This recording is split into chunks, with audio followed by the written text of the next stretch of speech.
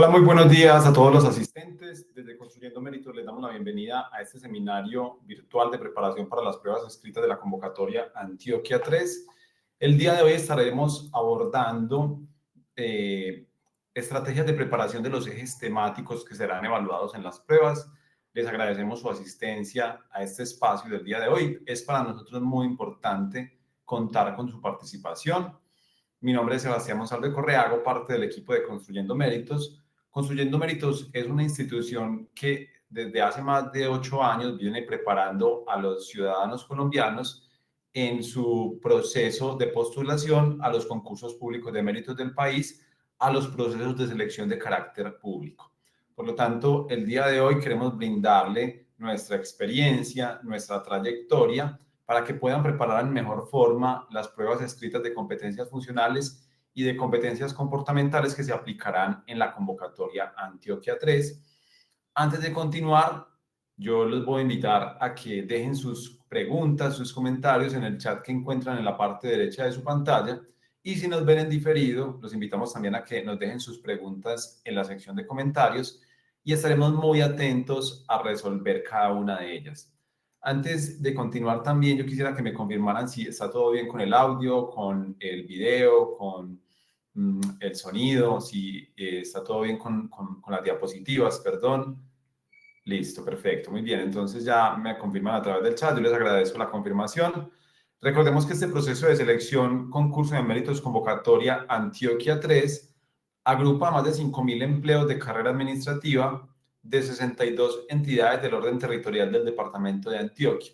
La Comisión Nacional del Servicio Civil agrupa en un concurso de méritos a distintas entidades que tengan una afinidad, que tengan un marco normativo común, como en este caso entidades del orden territorial y adicionalmente entidades del orden territorial del departamento de Antioquia. Encontramos que hay otros concursos de méritos en donde se agrupa a entidades del orden nacional, hay otros concursos de méritos para entidades como corporaciones autónomas regionales, entonces se agrupa en un concurso público de méritos a entidades que cuentan con una afinidad. En este caso, esa afinidad tiene que ver con el territorio. Se trata de entidades del orden territorial que están dentro del departamento de Antioquia, que son entidades del orden departamental o entidades del orden municipal de diversos municipios que están dentro del territorio de Antioquia. Este es un proceso de selección grande en términos de su oferta de empleos. Son más de 5.000 empleos que están siendo ofertados en este concurso público de méritos y lo convierte en uno de los procesos de selección más grandes que viene desarrollando la Comisión Nacional de Servicio Civil en los últimos años. La anterior convocatoria para el departamento de Antioquia de esta magnitud comenzó en el año 2016, la convocatoria 429 del 2016, y casi 10 años después vemos que la comisión adelanta un gran concurso para el departamento de Antioquia y sus entidades territoriales, y eso nos da una idea, digamos, de lo complejo que es que estos procesos de selección se lleven a cabo, ya que muy seguramente muchas de las entidades cuentan con una gran cantidad de vacantes definitivas de carrera administrativa, pero recién 9, 10 años después estamos viendo que se adelanta un nuevo concurso, que llegamos a las fases definitivas de un nuevo concurso público de méritos, y eso también nos da una idea de la gran oportunidad que es esta, y pues que en últimas es muy importante que la aprovechemos con conocimiento de qué es lo que vamos a afrontar el día de aplicación de las pruebas escritas. Entonces vamos a ver cuál es el orden del día que vamos a abordar el día de hoy. Vamos a recordar cuáles son las pruebas que se aplicarán el día 23 de noviembre, que fue la fecha prevista para la aplicación de las pruebas. Esto por parte de la Universidad Libre y la Comisión Nacional de Servicio Civil. En un segundo punto vamos a ver la guía de orientación al aspirante, en qué consiste, cómo consultarla. En un tercer punto vamos a ver cómo podemos consultar los ejes temáticos. En un cuarto punto vamos a recordar cuál es la metodología de evaluación de la prueba de competencias funcionales. En un quinto punto, la metodología de evaluación de la prueba de competencias comportamentales. Vamos a ver algunos ejes temáticos comunes, vamos a ver cuáles son los ejes temáticos que van a ser evaluados dentro de los componentes generales de la prueba, porque siempre dentro de la prueba de competencias funcionales específicamente se integran componentes que son comunes a todos los niveles, y y hay unos componentes que ya son específicos de cada empleo. Vamos a ver algunos ejemplos de evaluación, recomendaciones en la aplicación de las pruebas y finalmente recomendaciones de cómo prepararnos en estas 3 semanas que nos faltan para el día de aplicación de las pruebas escritas. Muy bien, entonces vamos a comenzar con las pruebas que se aplicarán en la convocatoria Antioquia 3 y vamos a recordar el paso a paso del concurso y entender cómo hemos llegado a este momento. Digamos que primero comenzamos con las inscripciones en concurso en ascenso, pero previo a ello, las entidades quedaron con vacantes definitivas, porque una persona se retiró por renuncia, porque fueron destituidas, porque cumplieron su edad de retiro forzoso, entre otras causales taxativas de retiro del servicio. En las entidades se generaron vacantes definitivas y esas vacantes fueron reportadas a la CNSC, quien las agrupó en este concurso público de méritos y las ofertó en una oferta pública de empleos de carrera administrativa a través del CIMO y mediante un acto de convocatoria, valga la redundancia, convocó a concurso público de méritos para las entidades territoriales del departamento de Antioquia. Y de allí sí comenzamos con las inscripciones en ascenso. ¿Por qué en ascenso primero? Porque primero se determina si los cargos que son ofertados en ascenso reciben las suficientes postulaciones de los empleados con derechos de carrera de cada entidad y en caso contrario, esos empleos en ascenso pasan a ofertarse en concurso abierto. Y de allí viene la segunda fase de inscripciones, que es las inscripciones en concurso abierto. En esta fase puede postularse cualquier ciudadano colombiano. En esta fase se integran los empleos en ascenso que quedaron desiertos porque no recibieron suficientes postulaciones de los empleados con derechos de carrera. Recordemos que el concurso en ascenso, que abarca hasta el 30% de los empleos ofertados en un concurso público de méritos, debe recibir cada cargo ofertado un número igual de inscripciones de empleados con derechos de carrera según el número de vacantes ofertadas en este empleo. Si un empleo tiene una sola vacante, debe recibir al menos una inscripción. Si tiene 3 vacantes, debe recibir al menos 3 inscripciones de empleados con derechos de carrera. Si ese empleo que tiene 3 vacantes recibe solamente 2, se declara desierto y pasa a ofertarse en la modalidad de concurso abierto.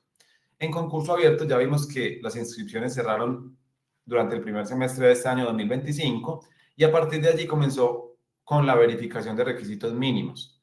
La verificación de requisitos mínimos es la revisión de los certificados de formación académica y experiencia que fueron aportados durante las inscripciones al proceso de selección con el fin de determinar si cumplimos o no con los requisitos mínimos del empleo. No podemos ejercer un empleo público si no demostramos los requisitos mínimos que se contemplan en su manual de funciones para este empleo. Esto incluso cuando me vinculan a un empleo sin cumplir con los requisitos mínimos, puede llevar a, digamos, causales de sanción disciplinaria para la persona que me nombra en ese empleo, cuando se comprueba que hay un dolo, que hay una intención de nombrar a una persona sin el cumplimiento de requisitos mínimos específicamente. Quiere decir que no podemos ocupar un empleo público sin cumplir los requisitos mínimos de ese empleo. Y de allí vemos que es una fase que es eliminatoria, porque realmente si estamos en este momento, en este punto del concurso de méritos y hemos llegado hasta acá, quiere decir que superamos ese primer momento eliminatorio, que es la verificación de requisitos mínimos. Quiere decir que se considera por parte de la Universidad Libre, en su calidad de operador del proceso de selección, y la CNSC, en su calidad de administrador de la carrera administrativa en Colombia, que cumplo con los requisitos mínimos de ese empleo al cual me postulé, pero aún el camino que debo seguir, faltan algunos pasos para llegar a ese anhelado momento, que es la posesión en periodo de prueba en el empleo al cual me postulé, porque viene el momento de la verdad en todo concurso público de méritos, el núcleo de todo proceso de selección como este, que es la aplicación de pruebas escritas. Allí es donde se concentra el mayor peso porcentual en este proceso de selección y en todos los concursos de méritos. Hablo de la prueba de competencias funcionales y de la prueba de competencias comportamentales. La primera de estas pruebas es eliminatoria. Entonces allí ya vamos fijando asuntos que yo debo observar al momento de la aplicación de las pruebas escritas, ya pensando y adelantándonos un poco para ese 23 de noviembre, el día de aplicación de las pruebas? Pues yo me voy a encontrar con dos pruebas que se aplican en una misma jornada, una prueba de competencias funcionales y otra prueba de competencias comportamentales, y yo debo tener muy presente que la más importante de estas pruebas en términos de su peso porcentual y en términos de su carácter eliminatorio es la prueba de competencias funcionales. Es la prueba en la cual yo debo tener un desempeño más alto y por lo tanto es la prueba que voy a resolver en un primer lugar, porque yo voy a recibir el cuadernillo de ambas pruebas y voy a tener la oportunidad de comenzar por la prueba de competencias comportamentales, pero realmente allí la recomendación desde Construyendo Méritos es que ustedes afronten primero la prueba de competencias funcionales y en un segundo momento la prueba de competencias comportamentales. Y ese es el orden en el que, digamos que está estructurada la prueba, para que ustedes presenten primero la prueba de competencias funcionales, pero hay personas que se ven, digamos que tentadas a resolver la prueba más simple, por así decirlo, primero y luego la segunda prueba de competencia, y luego en un segundo lugar la prueba de competencias funcionales. Pero realmente nos debemos enfocar en un primer momento en la prueba más importante, que es la prueba de competencias funcionales, que es la que mayor peso porcentual tiene y que es eliminatorio. Pero continuemos con este paso a paso. Ya dijimos entonces que hay un momento eliminatorio que es la verificación de requisitos mínimos y hay otro momento eliminatorio que es la prueba de competencias funcionales. Las dos pruebas escritas se aplican el mismo día. Cuando yo supero la prueba de competencias funcionales, miren que ya no hay más momentos eliminatorios. Quiere decir que yo ya garantizo que voy a llegar al séptimo, lo que allí en esta gráfica ubicamos en el séptimo lugar, que es la lista de elegibles. Pero antes de la lista de elegibles se aplica una prueba de valoración de antecedentes, que es una asignación de puntaje de acuerdo a reglas previamente estipuladas a mi formación académica y experiencia que excede los requisitos mínimos del empleo al cual me postulé.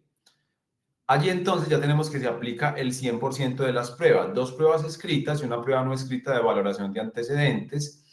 Y a partir de los resultados en estas pruebas, la Comisión Nacional del Servicio Civil expide una lista de elegibles para cada uno de los empleos ofertados, lista que remite a cada entidad nominadora. Es decir, si el municipio, la alcaldía de Envigado, reportó un empleo vacante de agente de tránsito, por ejemplo, y ese empleo luego es ofertado en concurso público de méritos, ese empleo reportado como vacante definitiva va a ser devuelto en el séptimo, en lo que allí encontramos como el séptimo momento, va a ser devuelto a la entidad en forma de lista de elegibles. Es decir, usted reportó una vacante a la CNSC, hablamos del municipio, de la alcaldía, y la CNSC le va a devolver esa vacante en forma de lista de elegibles, y esa es la respuesta de cómo debe proveer esa vacante y en qué orden específico, en estricto orden de mérito. Quiere decir que la persona que ocupe la primera posición será la persona que deba ser nombrada sin excepciones. La lista de elegibles es expedida por la CNSC y de allí la entidad debe proceder con el nombramiento en periodo de prueba que es de 6 meses.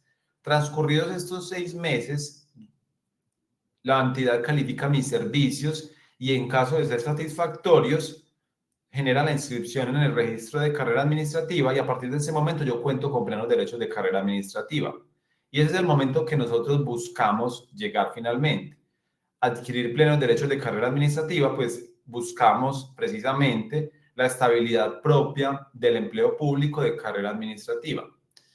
Les mencionaba hace un momento, antes de continuar hacia las definiciones de las pruebas. Cuando nosotros superamos la fase de verificación de requisitos mínimos, que ya lo hicimos porque estamos próximos a las pruebas, y superamos la prueba de competencias funcionales, garantizamos que vamos a ocupar una primera posición, una posición meritoria en la lista de elegibles. Vamos a ser parte de la lista de elegibles, pero queda por determinar qué lugar ocuparemos. Por eso es importante que nuestro desempeño en las pruebas sea alto, pues esto nos va a garantizar ocupar precisamente un buen lugar, una buena posición en la lista de elegibles. Vamos a recordar las pruebas escritas, que son una prueba de competencias funcionales, que es eliminatoria, que tiene un peso porcentual del 60% y que debemos aprobar con 65 puntos de 100 posibles. A esta prueba de competencias funcionales se acompaña una prueba de competencias comportamentales que es clasificatoria y que tiene un peso porcentual del 20%. Y a esta prueba se acompaña también una prueba no escrita de valoración de antecedentes del 20%. El día de hoy lo vamos a enfocar en las dos pruebas escritas. Miremos que estas dos pruebas suman el 80% del peso del concurso. Y dentro de estas pruebas, la que más peso porcentual tiene es la prueba de competencias funcionales, que desde ya lo mencionamos, a grandes rasgos evalúa si tengo o no los conocimientos para desempeñar el propósito del empleo y para cumplir con las funciones del mismo. Por eso es la prueba a la cual se le asigna un mayor peso porcentual. Se valora en mayor grado los conocimientos por sobre otro tipo de competencias laborales, específicamente por sobre las competencias comportamentales, que son competencias del ser. En la prueba de competencias funcionales se evalúan competencias cognitivas, mientras que en la prueba de competencias comportamentales, como su nombre lo indica, se evalúan competencias conductuales.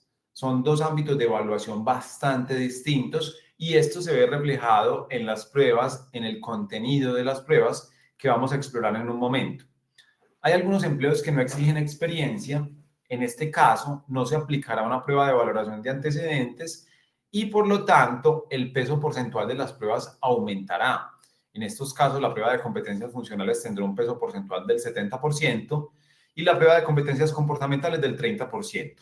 ¿Qué evalúa cada una de estas pruebas? Vamos a ver que la prueba de competencias funcionales evalúa conocimientos, capacidades y habilidades del aspirante en un contexto laboral específico que le permitirán desempeñar con eficacia las funciones del empleo para el que concursa. Es decir, estamos midiendo o nos están midiendo en nuestras capacidades, habilidades y especialmente en nuestros conocimientos con el fin de determinar si somos las personas más aptas para desempeñar el empleo al cual nos estamos postulando. Específicamente, traduciendo esto a la experiencia de lo que hace la Comisión Nacional de Servicio Civil, en esta prueba se evalúan tres componentes: conocimientos generales, conocimientos funcionales y habilidades como razonamiento numérico, comprensión lectora, ofimática, entre otras. Estos son los componentes de la prueba escrita de competencias funcionales y lo veremos ahora reflejado cuando abordemos ejemplos de ejes temáticos para diversos cargos que traeremos a este espacio. Cuando consultamos los ejes temáticos, vamos a ver que se van a evaluar conocimientos generales y que en esta convocatoria hemos visto que el conocimiento general que se va a evaluar es a grandes rasgos normatividad de las entidades territoriales, pero también nos van a evaluar habilidades de razonamiento numérico en muchos casos y ya conocimientos funcionales, es decir, esos conocimientos que están conectados con el propósito y las funciones del empleo al cual nos postulamos. Estos son los tres componentes que integran la prueba de competencias funcionales. Vamos ahora a los componentes de la prueba de competencias comportamentales. Y de allí debemos mencionar que a partir de normas reglamentarias se establecen unas competencias comportamentales que debe evidenciar todo servidor público al servicio del Estado. Específicamente en el decreto 1083 del 2015, que es una norma que reglamenta el sector de la función pública. Allí se dice, por ejemplo, que todo servidor público al servicio del Estado debe evidenciar competencias como trabajo en equipo, como aprendizaje continuo, como adaptación al cambio, entre otras competencias que también variarán según el nivel jerárquico al cual yo me haya postulado. Por ejemplo, en el nivel profesional, se espera que yo evidencie la competencia de aporte técnico profesional, es decir, que yo esté en condiciones y en capacidades de poner a disposición de la entidad mis conocimientos previos que adquirí en otros empleos, mi experticia técnica profesional a partir de los conocimientos que adquirí en empleos previos, ¿cierto? Y eso es lo que me van a evaluar en la prueba de competencias comportamentales. Una diversidad de competencias del ser que debe evidenciar todo servidor público al servicio del Estado. Evalúa de una parte competencias que son comunes a todos los empleos y competencias que son específicas de cada nivel jerárquico. Cada nivel jerárquico está asociado a unas competencias específicas. Yo no puedo esperar las mismas aptitudes de un nivel profesional que de un nivel asistencial, ¿cierto? Yo de un nivel profesional, digamos que espero competencias distintas y lo vamos a ver en un momento cuando abordemos cuáles son esas competencias comportamentales que debe evidenciar todo servidor público al servicio del Estado. Y finalmente está la tercera prueba, que no nos vamos a centrar en ella el día de hoy, es la prueba de valoración de antecedentes, en la cual se asigna una puntuación a la formación académica y experiencia del concursante de acuerdo a los documentos que yo aporté durante las inscripciones y de acuerdo con reglas de calificación que fueron estipuladas previo al inicio de las inscripciones. Quiere decir que yo para este punto no puedo incidir en los resultados de esta prueba, ya que solamente podría incidir hasta el momento del cierre de las inscripciones. A partir de que se cierran las inscripciones, yo no puedo aportar nuevos documentos y por lo tanto no puedo modificar mi potencial resultado en esta prueba de valoración de antecedentes. Esto quiere decir también que el único resultado en el cual yo puedo incidir a este punto del concurso es en los resultados de las pruebas escritas de competencias funcionales y competencias comportamentales. Muy bien, ya sabemos cuáles son las pruebas que se aplicarán el próximo 23 de noviembre del 2025. A partir de las 8 de la mañana se aplicarán las pruebas, quiere decir que yo debo estar mínimamente a partir de las 7:15 de la mañana en el sitio de aplicación. Una recomendación siempre que se hace incluso desde los canales oficiales de la Comisión Nacional de Servicio Civil es ubicar desde el día anterior el sitio de aplicación o desde días anteriores el sitio de aplicación y procurar llegar en transporte público, específicamente, digamos que en el área metropolitana del Valle de Aburrá y muy seguramente en algunos municipios del oriente, en donde no solamente hay gran congestión los días domingos en menor medida, pero también vamos a encontrar dificultades para estacionar, entonces muchas veces se recomienda ubicar el lugar y llegar en transporte público de tal forma de que no tengamos problemas para estacionar un vehículo particular. Vamos a hablar de la guía de orientación al aspirante. La guía de orientación al aspirante, creo que la podemos consultar todos acá en conjunto. Y les voy a compartir pantalla brevemente.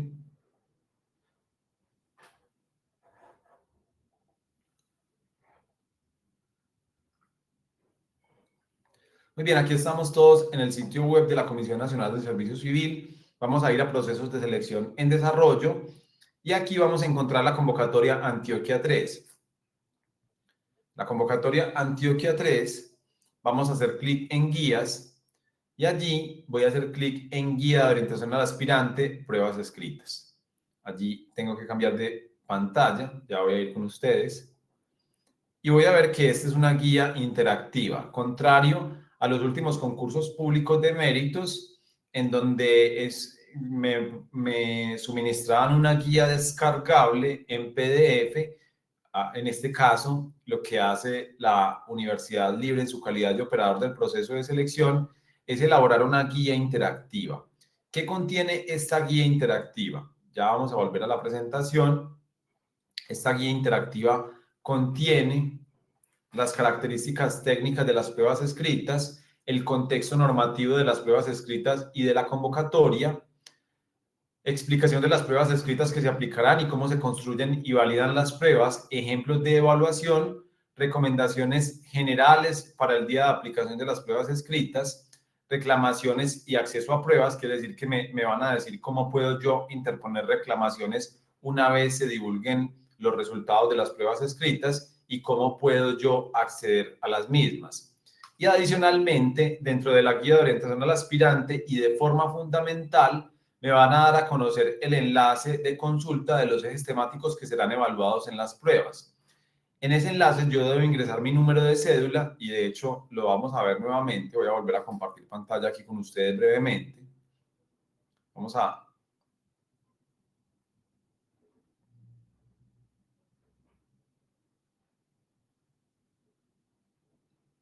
Hay un par de preguntas a través del chat, ya vamos a ir con ellas. Este es el enlace de consulta de los ejes temáticos. Aquí se los voy a compartir a través del chat. Es una fuente de consulta indispensable para la preparación de las pruebas, ya que yo no puedo ir al momento de aplicación de las pruebas a ciegas. Aquí me van a informar cuáles son los contenidos que me van a evaluar el día de aplicación de las pruebas escritas. ¿Listo? Entonces, vamos a ver un contenido similar a este. Cuando yo consulto con mi número de cédula, voy a encontrar que me van a divulgar un contenido similar a este, ¿cierto? Digamos que allí de entrada ya podemos ir adelantando algunas cosas. Vemos que hay un componente que es general. Allí donde dice prueba general, son los conocimientos generales de la función pública y habilidades que van a ser evaluados para una generalidad de empleos.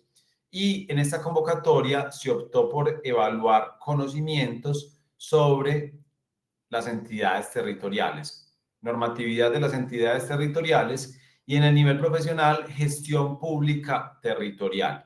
De allí voy a encontrar conocimientos que son específicos del empleo y también voy a encontrar competencias comportamentales, ya en la parte de abajo, competencias comportamentales, unas competencias que son comunes a todos los niveles, adaptación al cambio, aprendizaje continuo, compromiso con la organización, entre otros, y unas competencias que son específicas del nivel al cual me estoy postulando. Entonces, allí tenemos la forma en la que consultamos los ejes temáticos que van a ser evaluados. Aquí les comparto el enlace a través del chat. Ya voy a responder un par de preguntas que están a través del chat en este momento. Mientras tanto, yo los invito entonces a que consulten, si no lo han hecho, los ejes temáticos que van a ser evaluados para el empleo al cual se postularon. Esto se consulta con el número de cédula, ¿listo? Muy bien. Sergio nos dice que si podemos compartir la presentación apenas finalice el evento. Esta grabación queda a disposición de ustedes en nuestro sitio web y en nuestro canal de YouTube. La pueden abordar nuevamente en los días siguientes. Jorge nos pregunta, hay una duda muy fuerte, ¿cómo se garantiza la transparencia en estos procesos por varios puntos? Ambigüedades en las preguntas, pruebas escritas arcaicas, no se muestran las respuestas para el proceso de reclamación, por lo que no sé cuál fue el error que se cometió, ni tengo cómo compararlo para objetarla. Bueno, vamos a adelantarnos un poco acá. Y es que una vez se divulgan los resultados de las pruebas escritas, yo puedo interponer una reclamación solicitando el acceso a pruebas. En este caso, la Universidad Libre, en calidad de operador del proceso de selección, me va a citar a una exhibición de pruebas escritas y me van a dar 3 elementos: el cuadernillo de preguntas que presenté, la hoja de respuestas y las claves de respuesta. Con estos 3 componentes, yo voy a tener 2 días hábiles adicionales para complementar la reclamación. Quiere decir que yo sí puedo acceder al material de pruebas escritas e interponer una reclamación. En esos concursos públicos de méritos siempre se comete errores, por más que en la misma guía se dice las preguntas están construidas por un experto y validadas por otro profesional, igual se filtran errores para el momento de la aplicación. Quiere decir que muchas veces en el cuadernillo de preguntas encontramos errores no solo de redacción y de forma, sino de fondo. En estos casos yo puedo interponer una reclamación y en muchos casos esas preguntas simplemente son excluidas del universo de preguntas a tener en cuenta. La transparencia, digamos que se garantiza precisamente a partir de la participación ciudadana, a partir del control de las distintas actuaciones en los concursos públicos de méritos.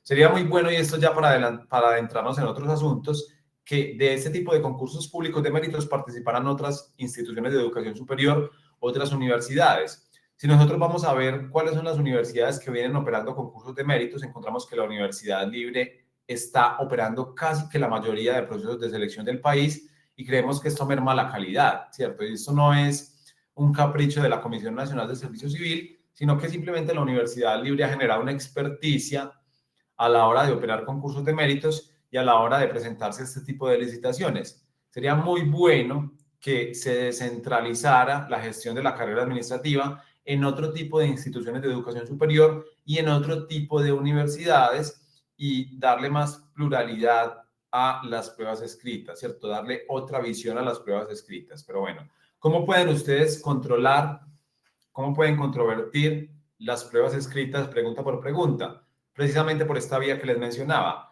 A través de la reclamación ustedes pueden acceder al material de pruebas y no solamente esto les sirve para controvertir los contenidos de las pruebas, sino también para conocer en qué se equivocaron y qué pueden mejorar de cara a un futuro concurso público de méritos.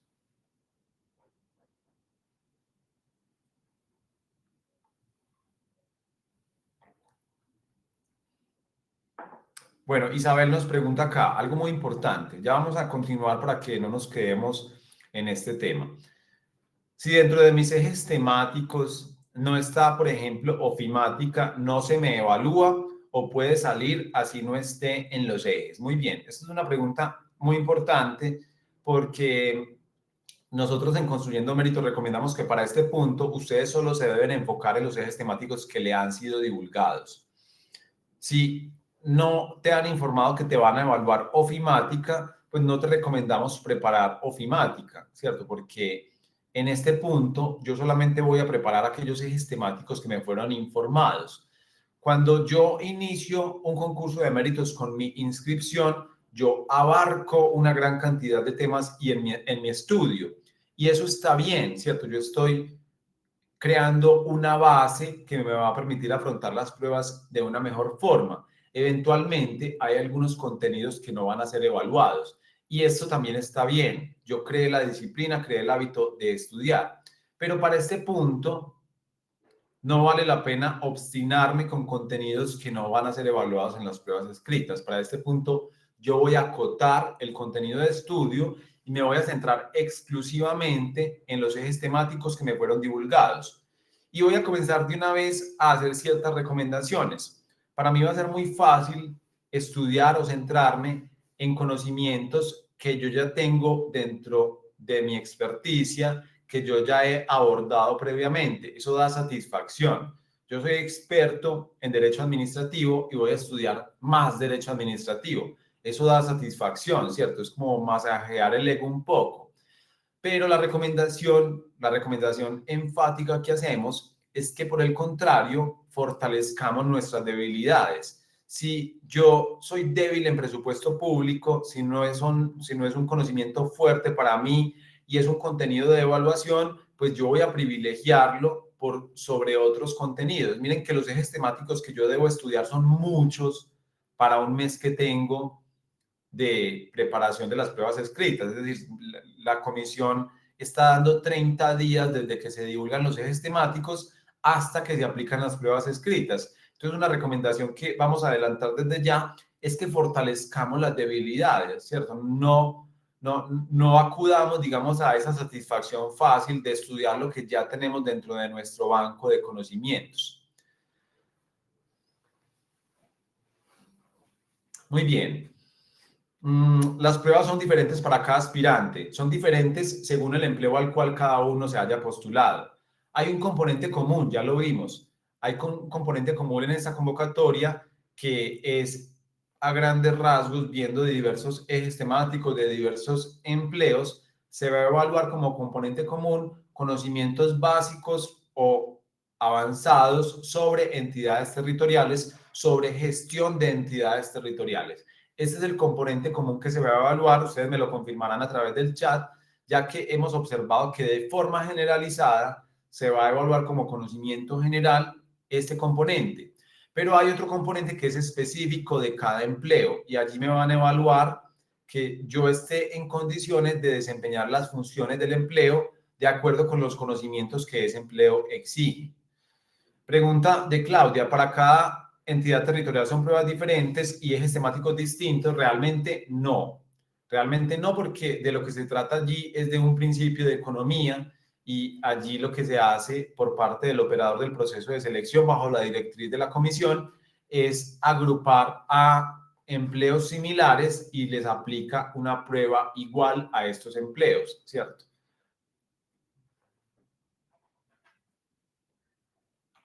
Muy bien, a través del chat, a solicitud de Angélica, nuevamente les comparto el enlace de consulta de los ejes temáticos. Allí ustedes ingresan y con su número de cédula van a consultar los ejes temáticos. Muy bien, vamos a profundizar ahora en la metodología de juicio situacional que se aplicará en la prueba de competencias funcionales. Me están preguntando qué temas estudiar, qué contenidos estudiar para gestión pública territorial. En un momento vamos a ver qué recomendaciones tenemos para esos ejes temáticos. Vamos primero a abordar la metodología de evaluación de las pruebas escritas. Debemos aclarar a este punto que en la guía de orientación al aspirante no nos dice cuántas preguntas abarcarán las pruebas. Hace algunos años la comisión optaba por divulgar el número de preguntas que yo me encontraría en las pruebas, pero esto es una práctica que se perdió hoy en día. Con todo y ello, yo puedo esperar que las preguntas agrupen más de 100 ítems en total, es decir, más de 100 preguntas, y que abarquen hasta un máximo hoy en día de 150 preguntas, entre 100 y 150 preguntas, sumando los contenidos de las dos pruebas escritas. Este será el número de preguntas que yo me encontraré en las pruebas escritas de competencias funcionales y competencias comportamentales. Muy bien, vamos a ver cuál es la metodología de evaluación de la prueba de competencias funcionales y con ello vamos avanzando, porque yo no me puedo encontrar con sorpresas el día de aplicación de las pruebas. Yo debo conocer y comprender muy bien cuál es la metodología de evaluación, no solamente cuáles son los contenidos de evaluación, consultando los ejes temáticos, sino cuál es la metodología de evaluación que me encontraré el día de la aplicación de las pruebas escritas. Para la prueba de competencias funcionales se aplicará una metodología de juicio situacional, caracterizada por lo siguiente. Cada grupo de preguntas está precedido de un caso hipotético, cada pregunta está integrada por 3 opciones de respuesta y cada pregunta o ítem, aquí los utilizamos como sinónimos, solamente tendrá una clave de respuesta. Esa es una metodología estandarizada por la Comisión Nacional de Servicio Civil en los concursos públicos de méritos de su competencia desde hace ya algunos años. Vamos a ver el ejemplo que trae la guía de orientación al aspirante. Ese es el ejemplo para el nivel profesional.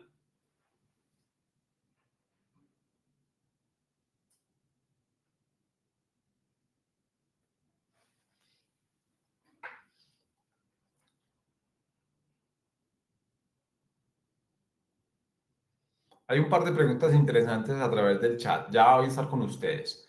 Vamos a avanzar un poco para no cortar tanto el contenido de esta charla. Y vamos a leer el caso que trae la guía de orientación al aspirante. Este es el ejemplo que pone a disposición la Universidad Libre como metodología de evaluación de la prueba de competencias funcionales. En una entidad pública, la administración está en proceso de formular el nuevo plan de desarrollo municipal.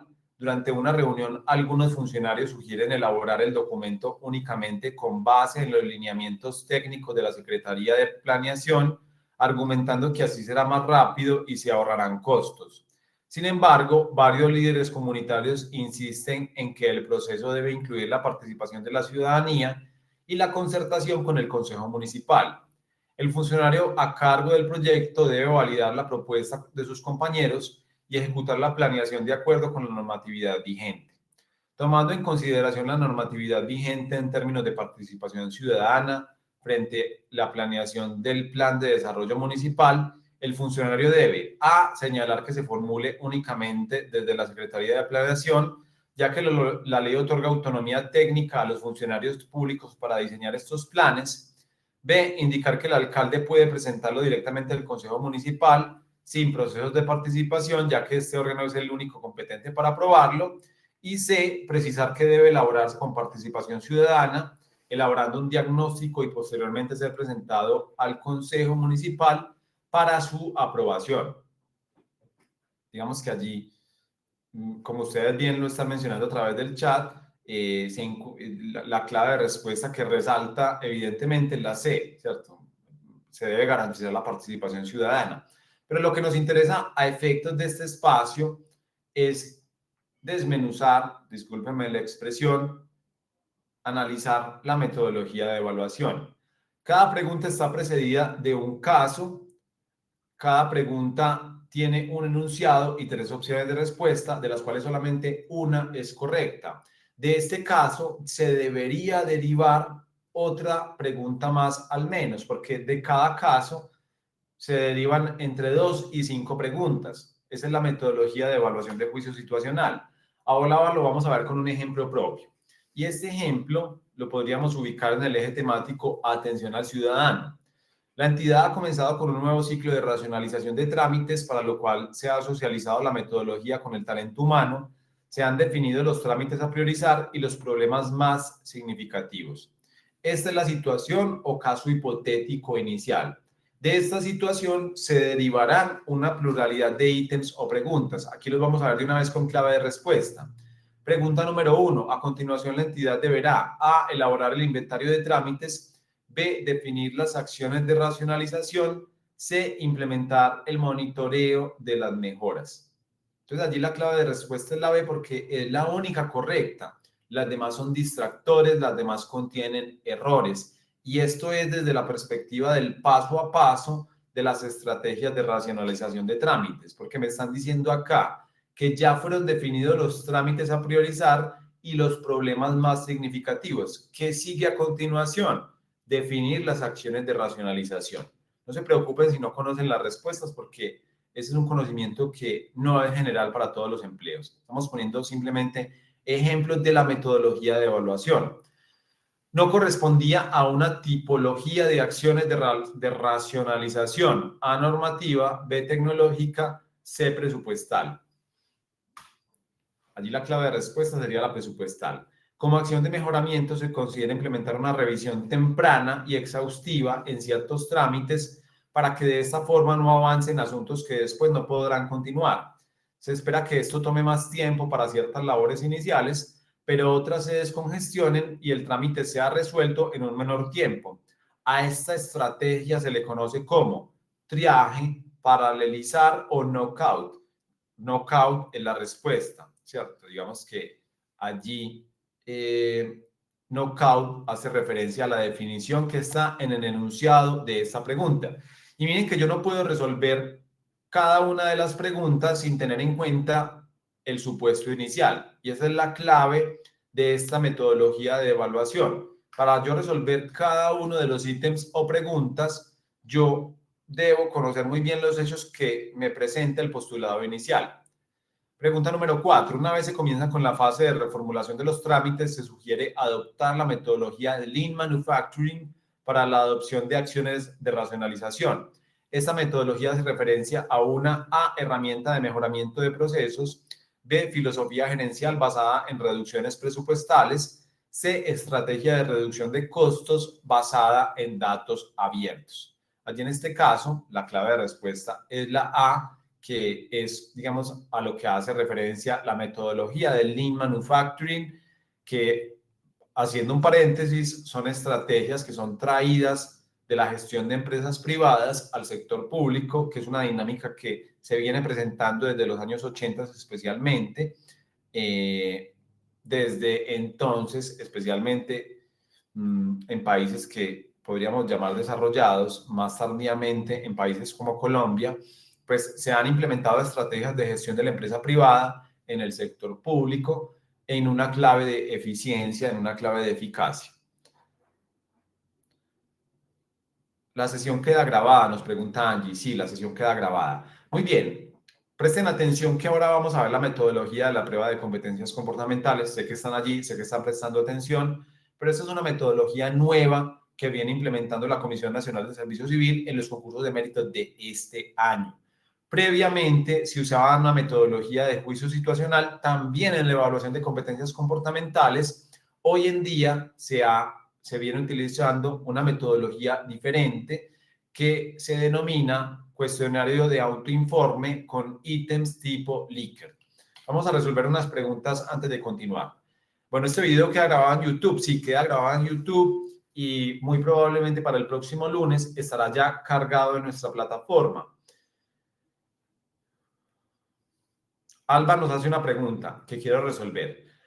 Cuando ella descargó los conocimientos básicos del manual de funciones, porque uno puede descargar los conocimientos básicos del manual de funciones del CIMO, estaba software de oficina y luego en los ejes temáticos no lo describen, pero sí sale que va a evaluar razonamiento analítico. No se puede dar por entendido que en ese razonamiento analítico puede ser evaluado los temas de software de oficina. Miren, ese eje temático razonamiento analítico es una modalidad de razonamiento lógico-matemático, ¿cierto? Entonces, la recomendación es que ya dejen atrás lo que ustedes tenían como expectativa que iba a ser evaluado y se concentren en esos ejes temáticos que les fueron informados, ¿cierto? Si dentro de los conocimientos básicos del empleo en el manual de funciones encontraron previamente software de oficina, pero no está de alguna manera ese eje temático dentro de los informados, pues no preparen ese eje temático. Concéntrense en los ejes temáticos que efectivamente les fueron informados.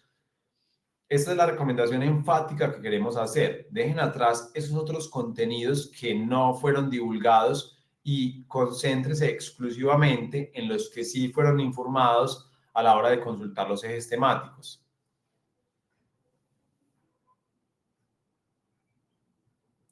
En otra capacitación, escuché que el tiempo de la prueba lo van a disminuir media hora y que también disminuye el número de preguntas. Bueno, vamos a ver, vamos a responder eso con la fuente directa para que evitemos un poco especular al respecto. Allí tenemos entonces, esta es la guía de orientación al aspirante. Allí voy a ver, tengo que volver a compartir pantalla con ustedes.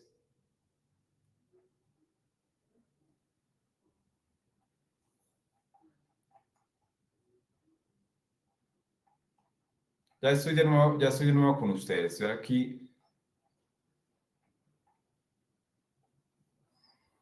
Muy bien.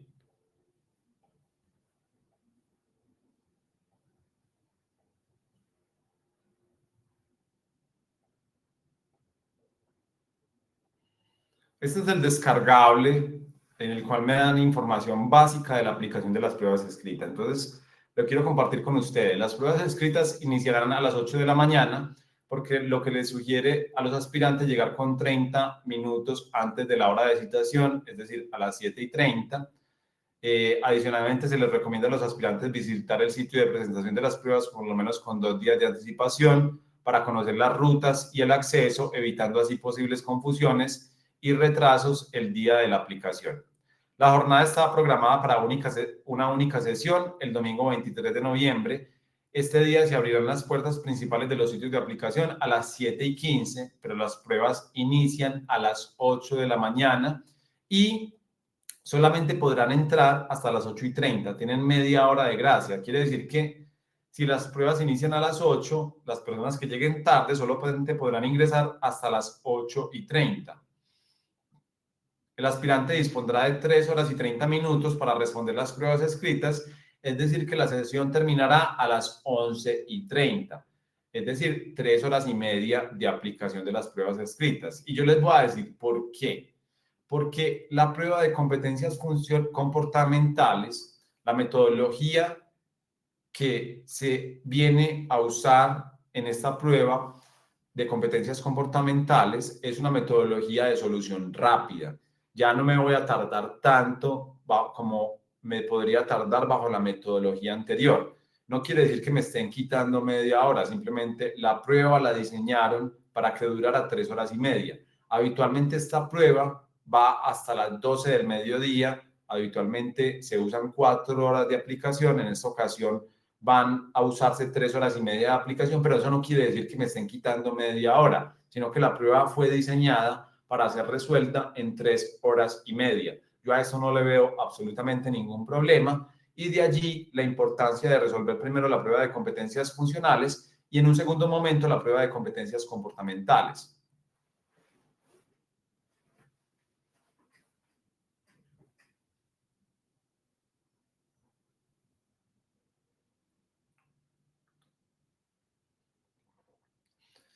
Luz nos pregunta, ¿cómo me doy cuenta el lugar en el que me toca la prueba? A través del SIMO, en tu cuenta personal, en la sección de alertas, te van a informar el sitio al cual te debes presentar.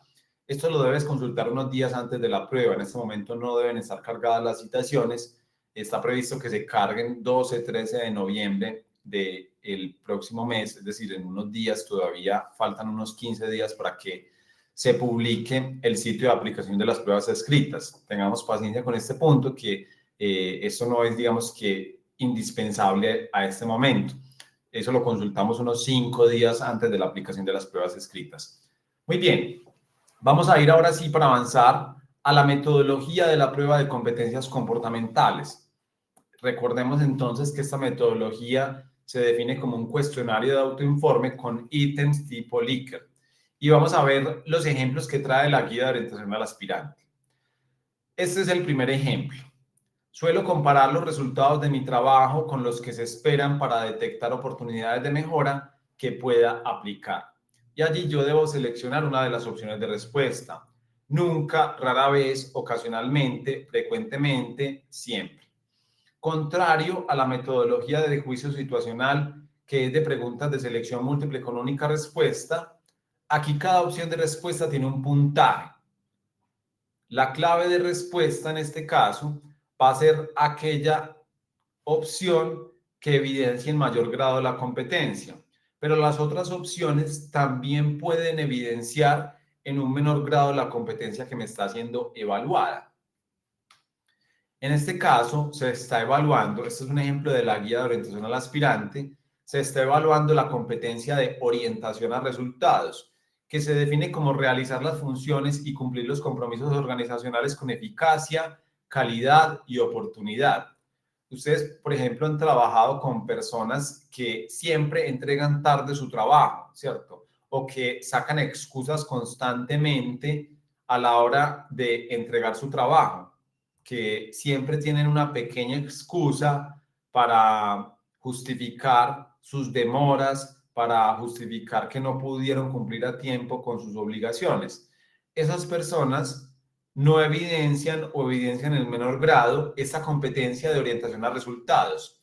Hay unas conductas asociadas a esta competencia. Las personas que trabajan con base en objetivos claramente establecidos y realistas. Por ejemplo, una persona que se traza unos objetivos inalcanzables, en cierta medida carece de la competencia o la posee en un menor grado. Diseña y utiliza indicadores para medir y comprobar los resultados obtenidos, adopta medidas para minimizar riesgos, plantea estrategias para alcanzar o superar los resultados esperados, se fija metas y obtiene los resultados institucionales esperados, entre otras conductas asociadas de esta competencia de orientación a resultados. Vamos a ver entonces que, sabiendo que se está evaluando la competencia de orientación a resultados, vamos a volver a abordar esta pregunta. Suelo comparar los resultados de mi trabajo con los que se esperan, con los resultados que se esperan de mi trabajo. Realmente aquí hay un poquito, una redacción un poco confusa, para detectar oportunidades de mejora que pueda aplicar. Es decir, contrasto los resultados del trabajo que yo hago con los resultados esperados para ver si en algún grado yo puedo mejorar. Y yo allí puedo responder nunca, rara vez, ocasionalmente, frecuentemente, siempre. Si yo estoy respondiendo siempre, quiere decir que estoy evidenciando en mayor grado la competencia de orientación a resultados. Pero si selecciono las otras opciones, puede que esté apuntándole a, digamos que, o puede que esté evidenciando la competencia en un menor grado. Si yo selecciono frecuentemente, pues allí yo estoy evidenciando en menor grado que si seleccionara siempre, pero aún así estoy cumpliendo en algún grado con la competencia de orientación al resultado. Pero si selecciono nunca, realmente allí estoy seleccionando una opción que no es deseable porque no estoy evidenciando la competencia en absoluto. Con todo y ello, a esta opción se le puede asignar un puntaje de 1 que equivaldría a 0 en todo caso, porque no me estoy diferenciando en nada de los demás concursantes. Vamos a ver el otro modelo. Si observo que alguien se siente excluido del diálogo, me parece importante integrarlo en la conversación. Muy en desacuerdo, neutral, de acuerdo, muy de acuerdo. ¿Qué competencias se está evaluando allí? Trabajo en equipo, trabajar con otros de forma integrada y armónica para la consecución de metas institucionales comunes. Ojo aquí, que yo no les quiero sembrar a ustedes una idea en el sentido de que siempre la clave de respuesta va a encontrarse en los extremos. porque la clave de respuesta puede encontrarse en el intermedio. Entonces, yo no les estoy invitando a que siempre respondan uno de los extremos. Antes de ello, se está evaluando la competencia de trabajo en equipo.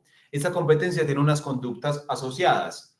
Cumple los compromisos que adquiere con el equipo. Respeta la diversidad de criterios y opiniones de los miembros del equipo. Asume su responsabilidad como miembro de un equipo de trabajo y se enfoca en contribuir con el compromiso y la motivación de sus miembros. Establece una comunicación directa con los miembros del equipo que permite compartir información e ideas en condición de respeto y cordialidad. Integra a los nuevos miembros y facilita su proceso de reconocimiento y apropiación de las actividades a cargo del equipo. Miren que yo no voy a saber cuál es la competencia que me están evaluando aquí. Yo simplemente debo responder con plena franqueza. Aquí simplemente estamos explicando la metodología de evaluación y las competencias que se evalúan. No estamos haciendo una invitación a falsear las preguntas. Simplemente estamos brindando ese conocimiento con transparencia de cuál es la metodología y cuáles son las competencias que se evalúan. Todo esto es de conocimiento público porque ha sido divulgado previamente en canales oficiales, a través de normas, a través de herramientas didácticas de la Comisión Nacional del Servicio Civil. Aquí simplemente las estamos brindando a ustedes en un lenguaje simple. Yo no voy a saber que aquí me están evaluando la competencia de trabajo en equipo. Yo simplemente voy a responder con plena franqueza. Y por eso esas preguntas son de una más rápida resolución. Antes se utilizaba la misma metodología de juicio situacional en la evaluación de competencias comportamentales. Hoy en día se utiliza esta metodología de autorreporte con preguntas tipo Likert. Es una metodología de evaluación muy común desde la medición psicométrica y mide competencias del ser como esta trabajo en equipo. Y en este caso, la opción de respuesta que en mayor medida evidencia la competencia de trabajo en equipo sería muy de acuerdo. Si observo que alguien se siente excluido del diálogo, me parece importante integrarlo a la conversación. ¿Quién en este mundo respondería muy en desacuerdo? Algunas personas tienen esta idea de que cada persona que integra un equipo de trabajo debe valerse por sí mismo, pero esto no cumple con las competencias que se esperan de un servidor público. Se espera que un servidor público esté en capacidad de integrar a los miembros del equipo de trabajo, que esté en capacidad de tener un diálogo asertivo con los miembros del equipo de trabajo. Y por eso en este caso en particular, la clave de respuesta sería muy de acuerdo. Si yo respondo la D, de acuerdo, estoy evidenciando la competencia en un menor grado. Si respondo neutral, aún en menor grado y así sucesivamente. Si respondo muy en desacuerdo, no estoy evidenciando la competencia, porque si yo saco un puntaje de 1, ese puntaje de 1 no me diferencia de los demás concursantes y por lo tanto ese puntaje lo puedo equiparar a 0, ¿cierto? Estoy en el lado opuesto de la competencia.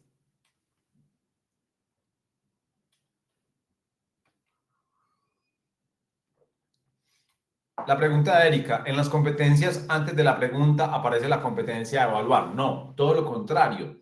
Todo lo contrario, ustedes deben responder con plena franqueza y si conocieran la competencia, pues buscarían adivinar entre comillas, cuál sería la clave de respuesta en función de esa competencia. Ese ejercicio que estamos haciendo acá es un ejercicio explicativo, pero la prueba ustedes la van a encontrar simplemente así. Cada pregunta individualmente considerada, cada pregunta debe ser resuelta en el acto y ustedes no van a saber cuál es la competencia que les están evaluando. Competencias comportamentales para el ingreso a la función pública. Vamos a ver que estas competencias fueron estipuladas en el decreto 1083 del 2015. Y aquí brevemente les voy a compartir pantalla y vamos a ver cómo se consultan las competencias comportamentales que se evalúan para ingresar al empleo público. Vamos a volver a este enlace de la Comisión Nacional del Servicio Civil y vamos a ir a google.com, el motor de búsqueda más comúnmente usado en el mundo. Y aquí voy a consultar decreto 1083 del 2015. Aquí lo tengo en el primer lugar. Y aquí les voy a hacer una primera recomendación. Cuando yo estudio este tipo de normas, hablo de normas reglamentarias expedidas por el Gobierno Nacional, como el decreto 1083 del 2015, las voy a consultar del banco normativo del Departamento Administrativo de la Función Pública. Allí ya lo encontré. Este es el decreto 1083 del 2015. y voy a buscar, este es un decreto muy, muy amplio, tiene cientos de páginas, entonces voy a buscar trabajo en equipo, que es una de las competencias que yo sé, y allí la encontré. Entonces, allí yo voy a encontrar la regulación que aplica. Son competencias comportamentales comunes a los servidores públicos. Miren que esto coincide con lo que les van a evaluar ustedes. Aprendizaje continuo. Y allí me van a decir una definición y unas conductas asociadas. Orientación a resultados, ya vimos esta competencia. Orientación al usuario y al ciudadano. Compromiso con la organización. Trabajo en equipo. Adaptación al cambio, entre otras competencias. Y luego están competencias comunes o competencias por cada nivel jerárquico. Vamos a ir rápidamente a las competencias del nivel profesional. Competencia de aporte técnico profesional, comunicación efectiva, gestión de procedimientos, instrumentación de decisiones, son las competencias propias del nivel profesional. Confiabilidad técnica, disciplina, responsabilidad son las competencias del nivel técnico, manejo de la información, relaciones interpersonales, colaboración, son las competencias propias del nivel asistencial. Cada una de estas competencias tiene una definición y unas conductas asociadas. ¿Listo? Entonces, nuevamente, la guía de consulta. Voy a ir a Google, voy a buscar el decreto 1083 del 2015, voy a abrir el sitio web del Departamento Administrativo de la Función Pública y allí incluso puedo buscar competencias comportamentales hasta que me aparezcan. ¿Listo? Competencias comportamentales comunes, como aprendizaje continuo, como orientación a resultados y las otras que ya mencioné, y competencias por cada nivel jerárquico. Competencias del nivel profesional, allí las encontré ya, aporte técnico profesional, entre otras, competencias por cada nivel jerárquico. ¿Listo? Muy bien, les voy a compartir el enlace de consulta de este decreto para que lo aborden y conozcan cuáles son las competencias que serán evaluadas en este proceso de selección.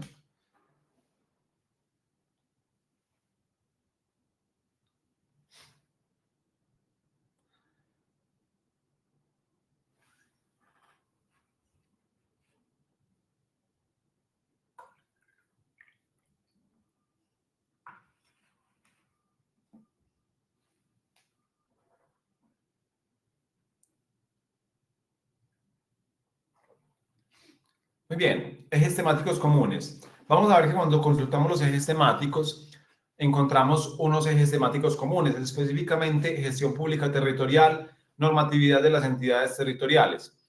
En todos los empleos que hemos observado, se evalúan estos ejes temáticos. En ciertos niveles jerárquicos tienen otra denominación. En los niveles técnico y asistencial se denominan generalidades del gobierno territorial. En el nivel profesional, gestión pública territorial, entre otras denominaciones que hemos encontrado en esta convocatoria Antioquia 3. Vamos a ver normatividad de las entidades territoriales y recomendación de dónde consultar las normas que regulan las entidades territoriales. ¿Listo? Entonces, antes de ir con este ejemplo, vamos a volver a compartir pantalla y les voy a hacer mis recomendaciones o las recomendaciones que tenemos desde Construyendo Méritos a la hora de consultar normas jurídicas. Vamos a volver aquí al decreto 1082 del 2015 y vamos a ir a google.com nuevamente. Allí estamos y vamos a comenzar con la Constitución Política de 1991. Tenemos varias opciones para consultar la Constitución Política de 1991. Allí tenemos, por ejemplo, la Universidad Georgetown y aparece la Constitución Política de 1991. Voy a ignorar esta opción. Hay otras opciones. Sistema Nacional de Bibliotecas Jurídicas. Voy a ignorar también esta opción. ¿Qué opción voy a acudir o a qué opción voy a acudir para estudiar la Constitución Política de 1991? Al sitio web de la Secretaría del Senado. Allí lo encuentro. Secretaría del Senado, allí está Constitución Política de Colombia. ¿Por qué? Porque allí voy a encontrar yo la Constitución Política junto con sus modificaciones, es decir, las normas vigentes de la Constitución Política.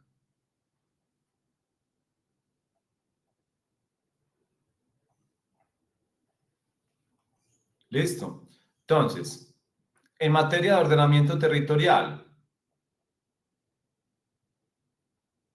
vamos a ir, disculpen acá, les voy a decir a partir de qué artículos. A partir del artículo 285 de la Constitución Política se regulan las normas en materia de ordenamiento territorial. Encontramos que en el título, en el capítulo 1 están las disposiciones generales que aplican para las distintas entidades territoriales. Recordemos, en Colombia las entidades territoriales son municipios, departamentos, distritos y entidades territoriales indígenas. Luego encontramos el régimen departamental, valga la redundancia, el régimen que aplica para los departamentos. Luego vamos a encontrar el régimen municipal, que es la entidad fundamental político-administrativa en Colombia. Y luego encontramos el régimen especial del Distrito Capital de Bogotá, entre otras normas que trae la Constitución en materia de territorio, en materia de entidades territoriales. Allí encontramos del régimen económico y de la hacienda pública. En este título hay disposiciones que inciden en el ordenamiento territorial, que también yo puedo estudiar, pero en un nivel básico, estas son las normas que yo debo estudiar. Adicionalmente, debo abordar la Ley Orgánica de Ordenamiento Territorial.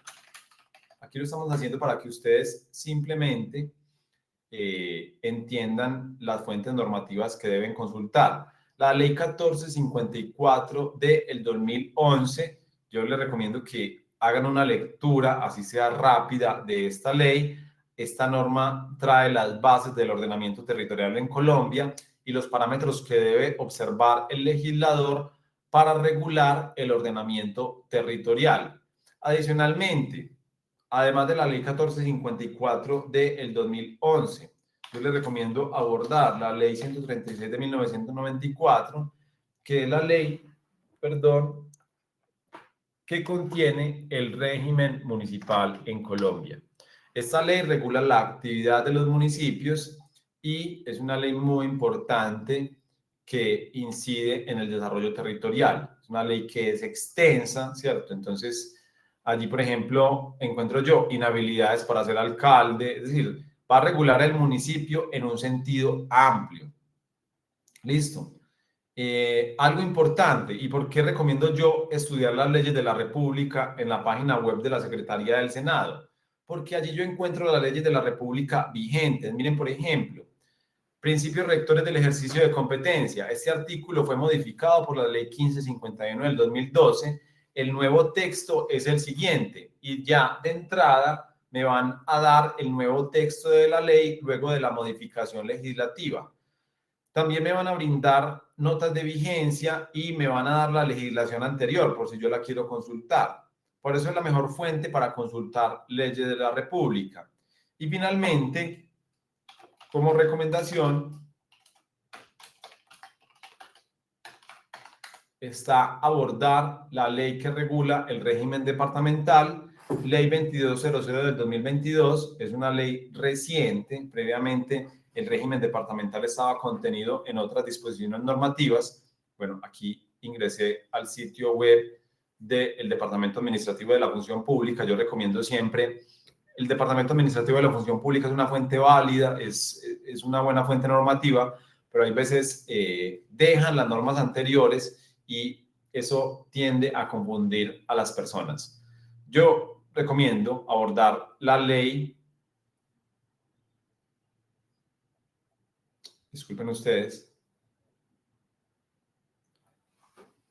la ley 2200 del 2022. Esta es la ley vigente en materia de régimen departamental. Son leyes que son extensas. Allí simplemente recuerden que el grueso de lo que ustedes deben estudiar son no solamente estos contenidos, sino los demás ejes temáticos. Entonces, también tenemos que distribuir el tiempo entre los distintos ejes temáticos que serán evaluados en las pruebas escritas. Allí como para responder algunas preguntas que...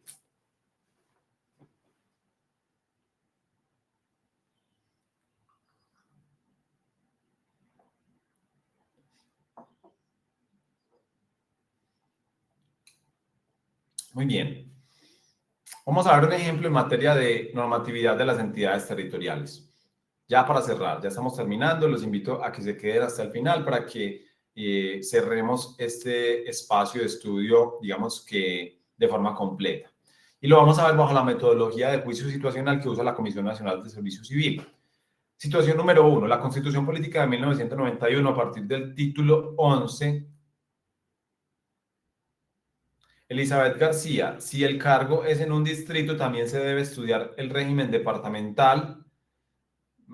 Es una buena pregunta. Yo consideraría que sí, porque les van a evaluar en general normatividad de las entidades territoriales. La Constitución Política de 1991, a partir del título 11, regula la organización territorial del Estado colombiano. El constituyente no agotó íntegramente el diseño del ordenamiento y dejó asuntos para que el Congreso los desarrolle mediante ley.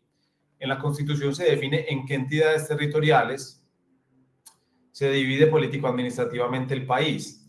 En el caso de municipios y departamentos, la propia Carta regula sus autoridades, periodos de elección, competencias y atribuciones, entre otros aspectos. Continúa, junto a municipios y departamentos, la Constitución contempla otras tipologías de entidades territoriales. Algunas tienen el mismo nivel funcional de los municipios y cuentan con reconocimiento jurídico vigente. Otras, aunque nominalmente creadas por la Constitución, requieren un desarrollo legislativo que la Constitución Política le encomendó al Congreso de la República, órgano que ha evadido la asignación del poder constituyente primario. Adicionalmente, la Constitución faculta al legislador para conferir la calidad de entidad territorial a determinadas organizaciones político-administrativas sin detallar sus características, lo que exige una regulación posterior. En suma, la construcción del ordenamiento territorial en Colombia es un proceso en curso. Aún faltan piezas por incorporar para completar el rompecabezas político-administrativo del Estado. A partir de este supuesto, que es un supuesto complejo porque contiene varias afirmaciones, yo debo resolver una pluralidad de preguntas. Pregunta número 1. Cuando se hace referencia a otras tipologías de entidades territoriales del mismo nivel funcional de los municipios, se alude a distritos, localidades o áreas metropolitanas. Y de aquí les denuncio algo. Estos son conocimientos básicos del régimen territorial en Colombia. No es nada sumamente complejo, ¿cierto? Digamos que simplemente como aquí los estamos abordando de una manera muy rápida, ustedes se pueden mostrar algo confundidos, pero yo estoy seguro que si tuvieran la oportunidad de leerlo de una forma más detallada, sería más sencillo. Claudia tiene la respuesta correcta. Distritos.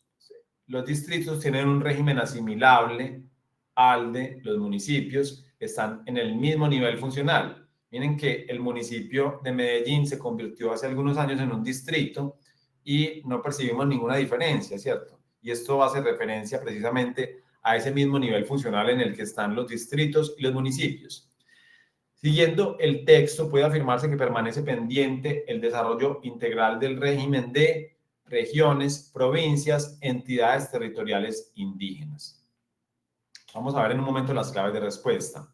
Las entidades respecto de las cuales la Constitución autoriza al legislador conferirles el carácter de entidad territorial son provincias y regiones, comunas y territorios indígenas, áreas metropolitanas y asociaciones de municipios. Cuando se afirma que la Constitución Política estableció cuáles son las entidades territoriales que integran la organización político-administrativa, se refiere a, aquí sí espero la respuesta de ustedes, porque esta la deben saber. Cuando se afirma que la Constitución Política estableció cuáles son las entidades territoriales que integran la organización político-administrativa, se refiere a municipios, departamentos y regiones, municipios, departamentos, nación y áreas metropolitanas, municipios, departamentos, distritos y entidades territoriales indígenas. Muy bien, todos los que respondieron la C. Este es un conocimiento básico sobre el ordenamiento territorial en Colombia. La A y la B contempla organizaciones o formas de organización política que no son entidades territoriales o que no son entidades territoriales aún.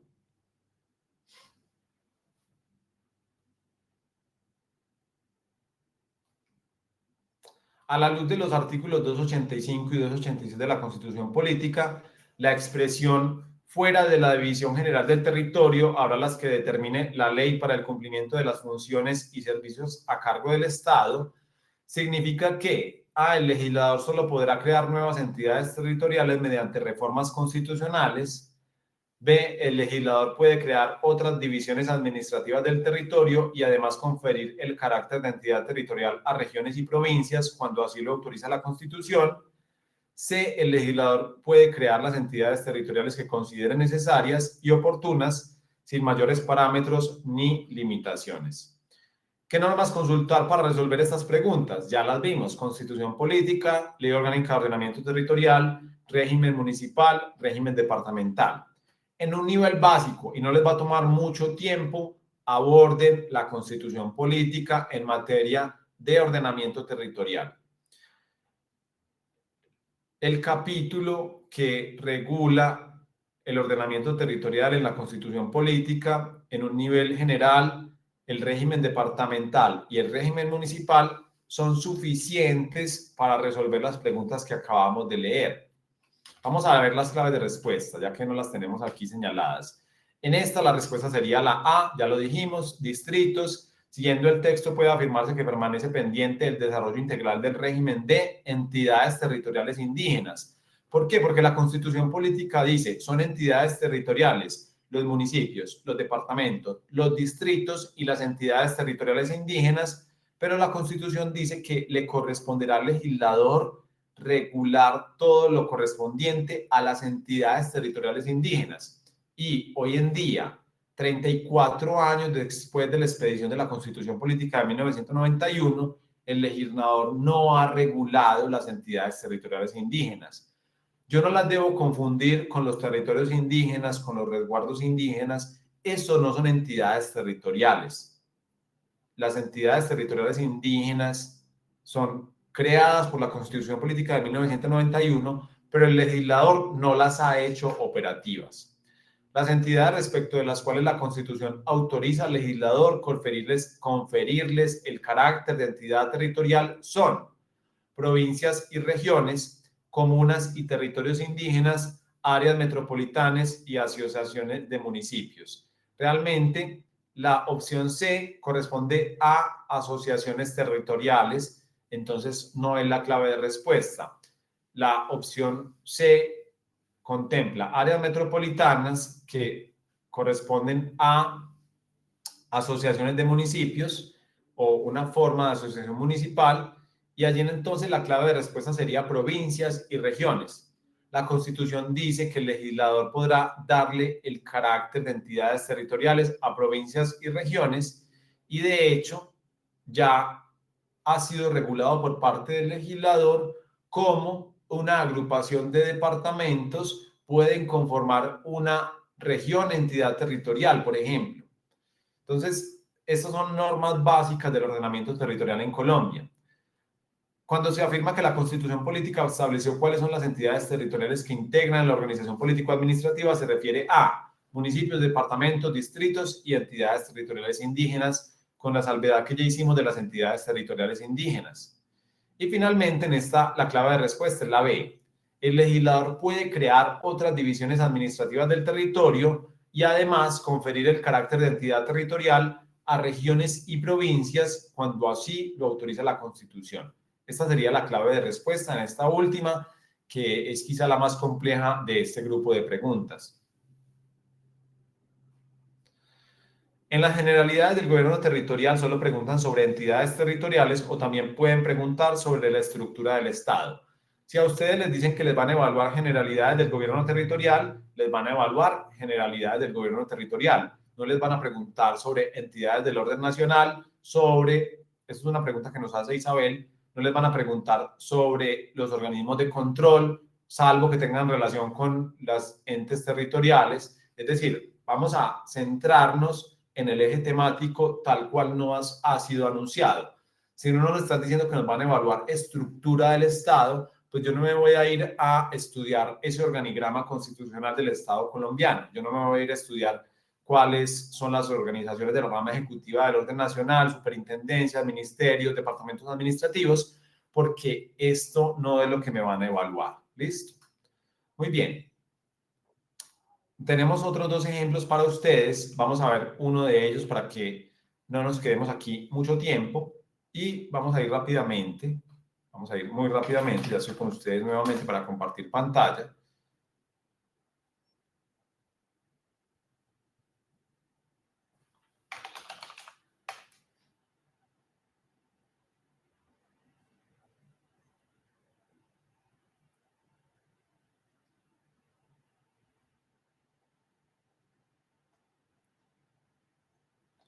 Vamos a ver un ejemplo. Este es nuestro curso virtual convocatoria Antioquia 3. Desde ya les hago la invitación a que se preparen con nosotros para la aplicación de las pruebas escritas del próximo 23 de noviembre del 2025. Allí encontrarán insumos de estudio, no solamente para régimen territorial colombiano, sino para una gran cantidad de ejes temáticos. Y en esta ocasión vamos a abordar atención y servicio al ciudadano. Este es un ejemplo que vamos a ver brevemente. Vamos a buscar aquí un ejemplo que nos sea útil.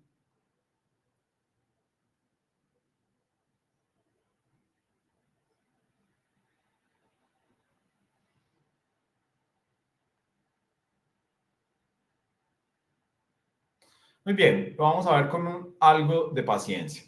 Situación. Vamos a leer la situación. Esta es la metodología de juicio situacional que se usa en los concursos públicos de méritos. Esto para quien le haya correspondido el eje temático, atención al ciudadano. Hemos visto que se evaluará específicamente en los niveles técnico y asistencial, pero en ciertos empleos también puede integrarse este tema. La entidad para la cual trabaja viene identificando una serie de dificultades para prestar adecuadamente los trámites y servicios a su cargo. Desde los grupos de valor de la entidad se han interpuesto múltiples quejas en los últimos tiempos, afirmando que diversos trámites que presta la entidad se tardan excesivamente y que incluso muchos de esos procedimientos deberían llevarse a cabo digitalmente. En la entidad se habla de la necesidad de identificar las particularidades de los ciudadanos, usuarios o grupos de interés con los cuales interactúa la entidad con el fin de segmentarlos en grupos que compartan atributos similares y a partir de allí gestionar soluciones y diseñar estrategias de atención. La entidad se propone actualizar la implementación de la política de servicio al ciudadano, pues considera que esto puede ayudar a disminuir las quejas y roces con la comunidad. Pregunta número 1. En la implementación de la política de servicio al ciudadano, la entidad debe tener en cuenta los lineamientos establecidos por el Departamento Administrativo de la Función Pública, Departamento Administrativo Nacional de Planeación, Departamento Administrativo de Presidencia de la República. Por alguna razón yo selecciono la C y allí me van a decir que no, que la respuesta es la A. Le corresponde al DAF, Departamento Administrativo de la Función Pública, la función de formular, implementar, hacer seguimiento y evaluar las políticas de desarrollo administrativo de la función pública, incluyendo la política de servicio al ciudadano. El departamento tiene como objetivo el fortalecimiento de las capacidades de los servidores públicos y de las entidades y organismos del Estado, así como el desarrollo de la democratización de la gestión pública y el servicio al ciudadano. Al hablar sobre los grupos de valor de la entidad, no se hace referencia. Miren, esto es una clave a la hora de responder las preguntas. Aquí me están hablando de una exclusión. Este no siempre por lo general lo voy a encontrar en mayúscula en las pruebas escritas y esta es una modalidad muy común de evaluación en preguntas de selección múltiple con única respuesta. No se hace referencia a el grupo de ciudadanos al que debe dirigir sus productos y servicios, el grupo de ciudadanos que conforman una debeduría ciudadana para los trámites y servicios de la entidad, aquel grupo de ciudadanos a quienes se garantiza un derecho o se resuelven sus problemas o necesidades para lo cual la entidad fue creada. Allí yo diría que es la B y allí me van a dar la clave de respuesta sobre el concepto de grupos de valor. El MIPG define los grupos de valor en los siguientes términos. Un requisito básico para emprender un adecuado ejercicio de direccionamiento estratégico y de planeación es que cada entidad tenga claro cuál es el propósito fundamental para el cual fue creada y que enmarca lo que debe o tiene que hacer, para quién lo debe hacer, es decir, a qué grupo de ciudadanos debe dirigir sus productos y servicios o grupos de valor. La estrategia de identificar los grupos de ciudadanos para segmentarlos en grupos que compartan atributos similares se materializa en las entidades del Estado a través de la herramienta de planificación de censo poblacional de interés para la entidad, caracterización de ciudadanos, usuarios y grupos de interés inventario de trámites y otros procedimientos administrativos. Entonces, por alguna razón yo selecciono la A y me va a decir que no, que por el contrario, la respuesta es la B y encuentro una justificación. La caracterización de ciudadanos, usuarios y grupos de interés es fundamental en la gestión y planificación de las entidades del Estado. Según la Guía de Caracterización de Ciudadanos, Usuarios y Grupos de Interés, elaborado por el Departamento Nacional de Planeación, esto es correcto, el Departamento Nacional de Planeación es quien elabora esta guía, me dice lo siguiente: caracterizar hace referencia a identificar las particularidades de los ciudadanos, usuarios o grupos de interés con los cuales interactúa cada una de las entidades de la administración pública con el fin de segmentarlos en grupos que compartan atributos similares y a partir de allí gestionar para el diseño o adecuación de la oferta institucional, el establecimiento de una estrategia de implementación o mejora de canales de atención, entre otros. Dentro de la entidad le corresponderá liderar la implementación de la política de servicio al ciudadano, a la persona que ejerza la dirección de la entidad, al Comité Institucional de Gestión y Desempeño, a el funcionario que tenga a su cargo la dependencia encargada de liderar las políticas de relación Estado-ciudadano. Entonces allí marco la C por alguna razón y realmente la respuesta es la A y allí me van a dar la justificación. Esto como ejemplo del eje temático atención al ciudadano. Veamos el último ítem. Para resolver la queja relacionada con la demora en los trámites a cargo de la entidad, se ha iniciado un ciclo de racionalización de trámites. Se debe tener en cuenta que la entidad debe evaluar el cumplimiento de los estándares de la política pública de racionalización cada 6 meses. El artículo 4 de la Ley 2052 de 2020 dispone que los sujetos obligados en los términos de la presente ley deberán revisar cada 6 meses que los trámites cumplan con los lineamientos y criterios fijados por la política de racionalización de trámites.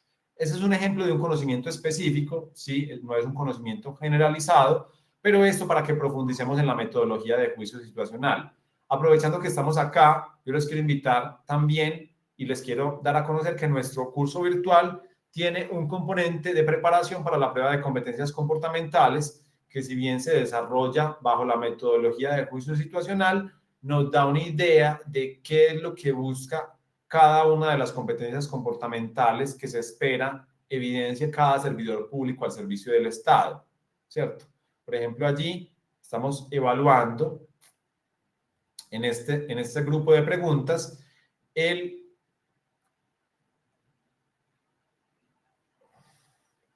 distintos ejes temáticos, distintas competencias comportamentales. Por ejemplo, en esta pregunta anterior se evalúa la competencia de trabajo en equipo. Entonces me va a ayudar a darme una idea de qué es lo que se evalúa en esta prueba de competencias comportamentales. Muy bien.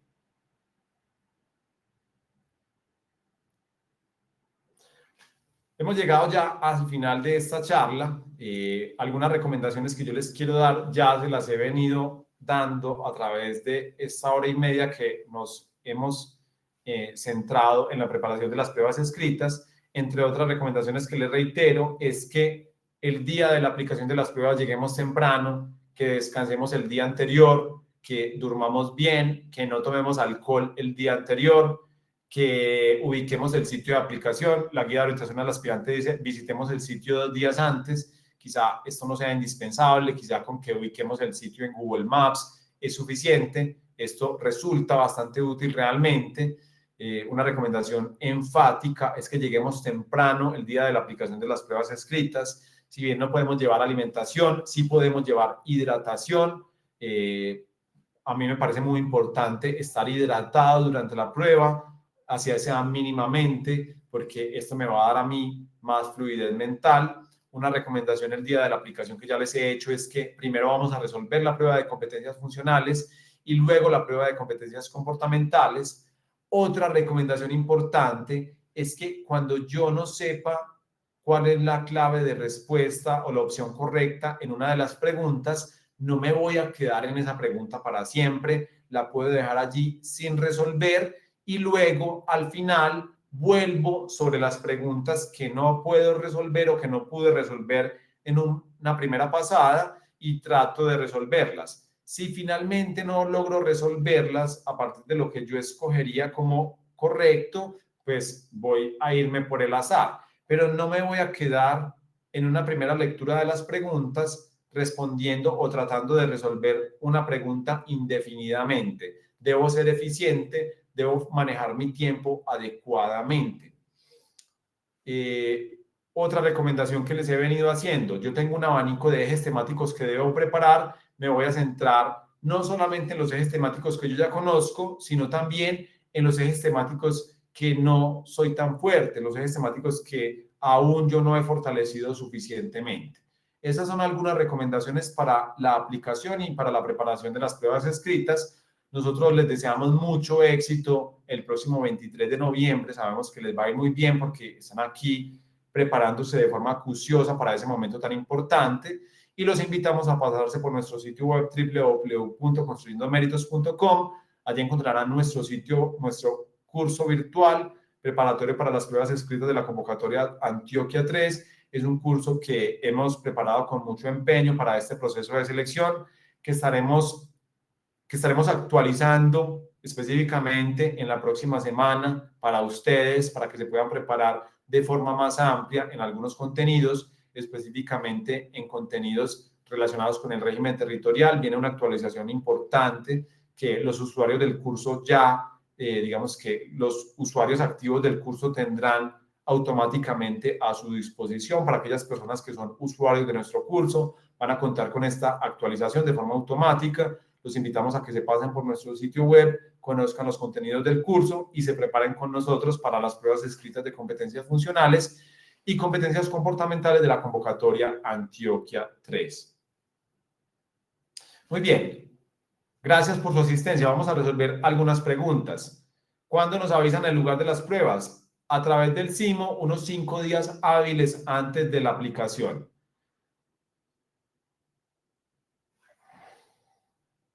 No se pueden consumir alimentos dentro del sitio de aplicación, no está permitido. Yo recomiendo ampliamente llevar hidratación.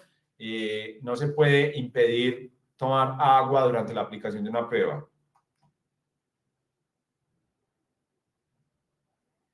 El costo de nuestro curso es de 215,000 pesos. Es un curso bastante completo, abarca una gran diversidad de ejes temáticos a partir de los cuales ustedes se pueden preparar.